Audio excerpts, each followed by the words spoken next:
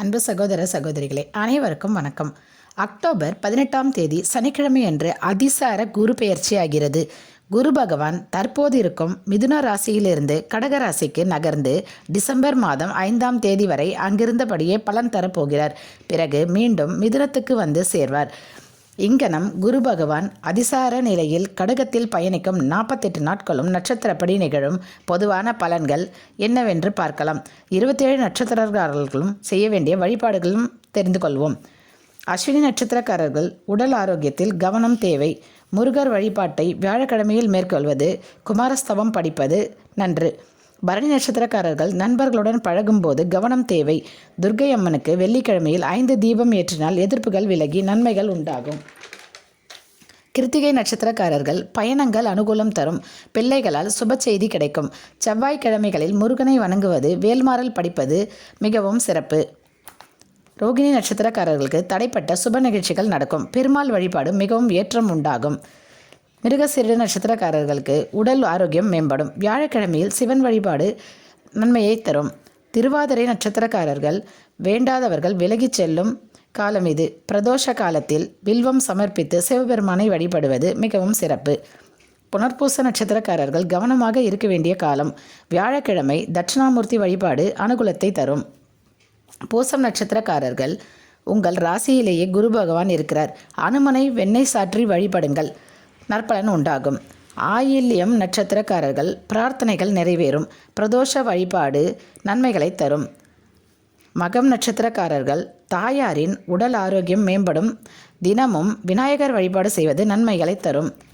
பூரம் நட்சத்திரக்காரர்கள் பழைய கடன்கள் அடையும். வெளிநாடு செல்லும் வாய்ப்பு ஏற்படும். மகாலட்சுமி வழிபாடு செல்வ செழிப்பை தரும். உத்திர நட்சத்திரக்காரர்களுக்கு லாபகுருவால் ஓரளவு நன்மைகள் ஏற்படும். சுப நிகழ்ச்சிகள் நடக்கும். சஷ்டி தினங்களில் உருவாய் அருவாய் துதிப்பாடலை பாடவும் நன்மைகள் நடக்கும். அஸ்த நட்சத்திரக்காரர்கள் குடும்பத்தில் மகிழ்ச்சி நிலவும். சனிக்கிழமைகளில் அனுமன் சாலிசா படிக்கவும் நன்மைகள் தரும். சித்திரை நட்சத்திரக்காரர்களுக்கு குழப்பங்கள் தீர்ந்து தெளிவு உண்டாகும் காலம். செவ்வாய்க்கிழமைகளில் முருகர் வழிபாடு செய்யவும். சுவாதி நட்சத்திரக்காரர்களுக்கு மற்றவர்கள் விஷயத்தில் தலையிடாமல் இருப்பது நல்லது. லட்சுமி நரசிம்மரை வழிபட இடையூறுகள் நீங்கும். விசாக நட்சத்திரக்காரர்கள் தாயாரின் ஆரோக்கியத்தில் கவனம் தேவை.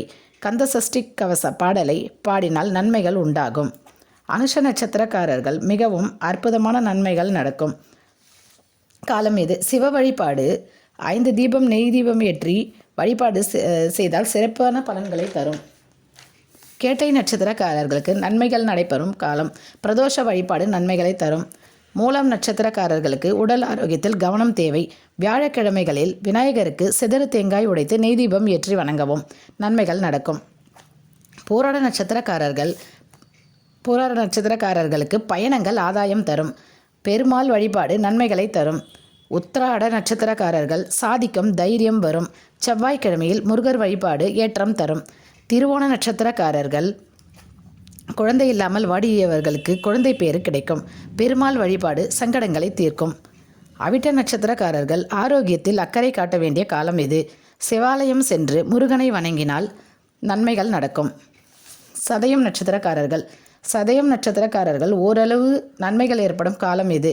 வெள்ளிக்கிழமைகளில் துர்க்கை அம்மன் வழிபாடு செய்வது துன்பங்களை நீக்கும். புரட்டாதி நட்சத்திரக்காரர்கள் பணிகளில் பயணங்களில் கவனம் தேவை. குலதெய்வ வழிபாடு நன்மைகள் தரும். உத்திரட்டாதி நட்சத்திரக்காரர்கள் பிள்ளைகளால் மகிழ்ச்சி உண்டாகும். சிவாலயத்தில் விபூதி அபிஷேகம் செய்து விபூதி பிரசாதத்தை வாங்கி அணிந்து வாருங்கள். தினமும் விபூதி பிரசாதத்தை அணிந்து வந்தால் உங்களுக்கு நன்மைகள் நடக்கும். ரேவதி நட்சத்திரக்காரர்களுக்கு தடைப்பட்டு வந்த பிரார்த்தனை நிறைவேறும் காலம் இது. அஷ்டமி தினங்களில் பைரவருக்கு 5 தீபம் ஏற்றி வழிபட நற்பலன்கள் கைகூடும். குரு பார்க்க கோடி நன்மை என்பார்கள். எனவே இந்த அதிசார குரு பயிற்சி நமக்கு சொல்லும் வழிபாட்டை செய்தால் இந்த 48 நாட்களும் நன்மைகள் உண்டாகும். நன்றி, வணக்கம்.